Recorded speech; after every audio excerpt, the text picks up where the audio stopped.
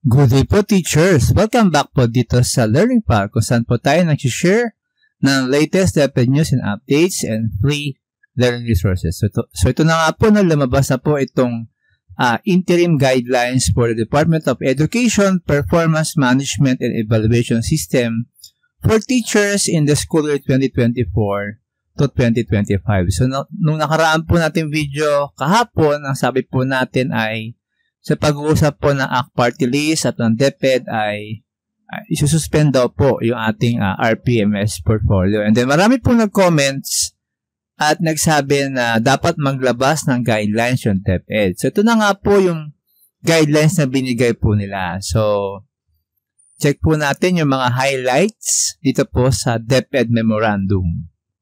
So ito pong bagong i-implement po na result-based performance management system ay para raw po ma-ensure yung streamlined, improved, and simplified processes and requirements for the performance management system. So kung maalala po natin ay sinuspende po ni PBBM yung ating RPMS, yung proseso po ng ating RPMS, yung pagkuha po ng performance.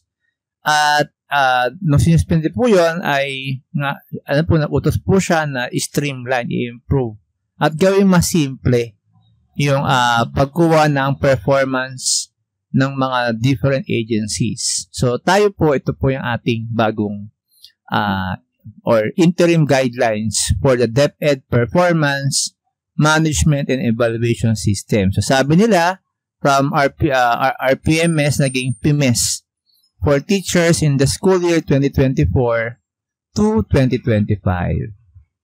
Okay po.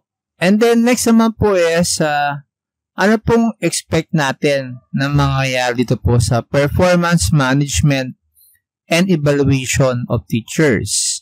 So sabi po dito, nagbigay po sila ng timeline ng PMS for teachers for school year 2024 to 2025. So, hinati po yan sa apat na phase.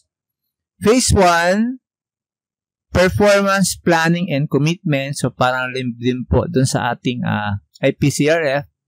Phase 2, performance monitoring and coaching. Andyan po yung full period classroom observation 1, kung isa lang, or 2.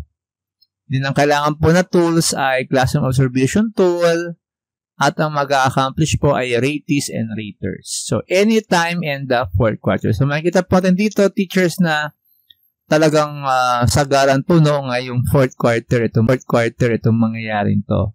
Then, phase 3, performance assessment of teachers with the final ratings in the IPCRF.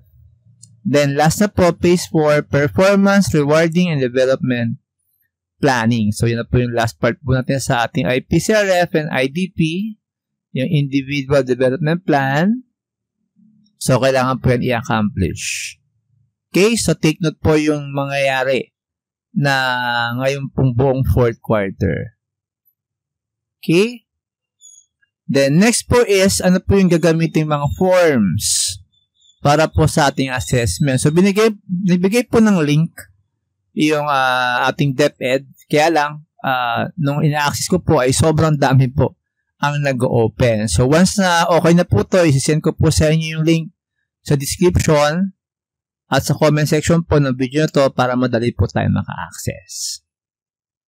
Then lastly po, ito pong, ano pong expected ng mga dapat natin ipakita sa ating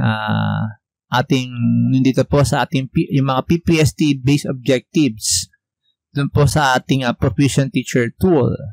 So for proficient teachers, ito po yung mga COI and NCOI na kailangan po natin mapakita. This is either sa ating classroom observation or sa ating portfolio po. And then for master teachers, ito naman po, highly proficient teacher. Ito po yung mga classroom observation indicator and non-classroom observation indicator na kailangan natin maipakita pagkatapos po ng fourth quarter.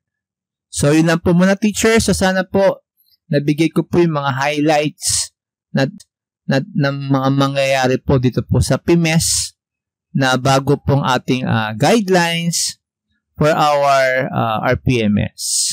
So, take note po, no? So, ang tawag na po natin ay Performance Management and Evaluation System for Teachers. So, yun lang po. Teachers, don't forget po to subscribe and to hit that notification bell para updated po tayo pag meron to tayong mga latest videos about DepEd and other news. Yun lang po at maraming salamat.